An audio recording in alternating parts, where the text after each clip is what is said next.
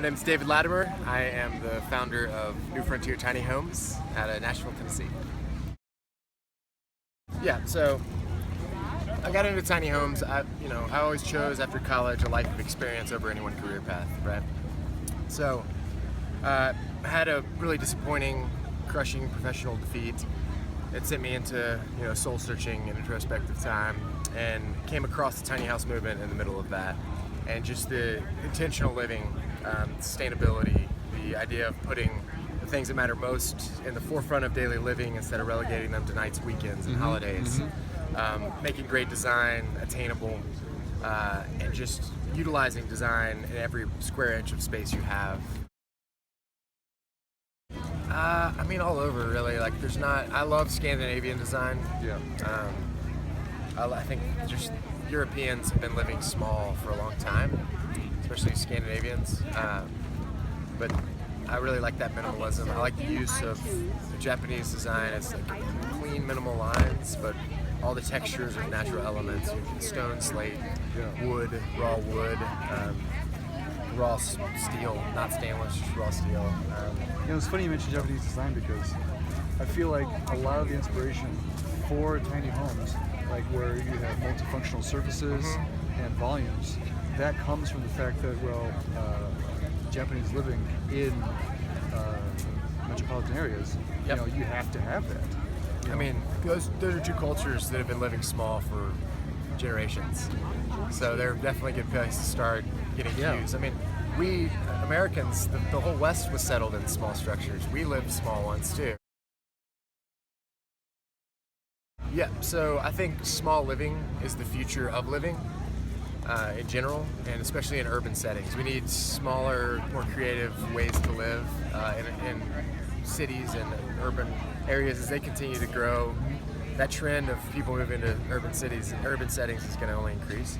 Sure. And tiny houses are beautiful, wonderful, idyllic, but they are not scalable, really, and they don't work well in an actual city core. Because they go horizontal. Because they go horizontal instead of up. You got to build up in a city. So, Casita is a company out of Austin, Texas that I really love. That's kind of my I want to get involved with them or do something kind of like that. But that concept is phenomenal. And I think that kind of idea, if you can make it work economically, I think, and you can, market it well enough to a wide range of people and make it accessible and actually move the units and get enough buy-in from different cities, that kind of idea can, I think, be a game changer for real estate entirely. It's hard because it's kind of a Wild West thing, and it's a social movement that is now becoming an industry. That's being propelled forward by a trend. Well, for a social movement to work and for it not to be a flash in the pan trend, you've got to have a core ethos, and you've got to be able to communicate your message simply.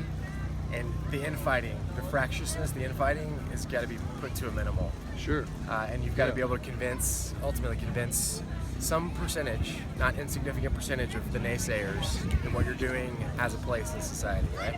Belongs, deserves to be there. True. So that's kind of my approach, is from a bigger level. Would I sell more tiny homes if mine were $40,000? Yes, absolutely. But would some of the $40,000 models convince people in a city, in a neighborhood, that a tiny house beside them is not going to lower their property values? No, not from what I've seen. I've seen a lot of them. Doesn't mean they're bad quality, doesn't mean they're not great products, but I'm trying to get viability for tiny houses as a permanent living solution, and I'm pushing forward the movement in everything I do. In terms of the market, do you have a sense of what the current market size is right now? No idea. I think anyone that sells, I would say the closest people who could give you an accurate gauge of the market is like Tumbleweed. They've been around. That's a business. mean, when you come here and it's 40,000 people, I can say, okay, well, what does this 40,000 represent? So what it represents is a ton of interest, right? Yeah. So I worked for Apple when the iPad came out, and tiny houses are the closest thing closest product that I've ever encountered to the iPad. It's across generations, it's across demographics. You know, it doesn't matter your culture. People are just really interested and been fascinated by it. But the price point, with or without financing, is a lot. Even if it's $40,000, you know. Right. Mine are, $80,000, $90,000, $100,000, and that's a lot of money for someone to part with. So it's hard to gauge the market. I think there's a high level of interest, but the two barriers to entry to people living in one are zoning, land, codes, and then customer financing. Those things are changing. It's a matter of when, not if, but those are two institutions, government, traditional lenders, who move very slowly to change. So for your homes, do you partner with lenders, or do you just point people in the right direction? Or, yeah, I try to point people in the right direction. I mean, Lightstream is the most well-known, probably well-established tiny house lender. The first traditional, like a bank, to actually create a product line that services tiny houses. So, okay.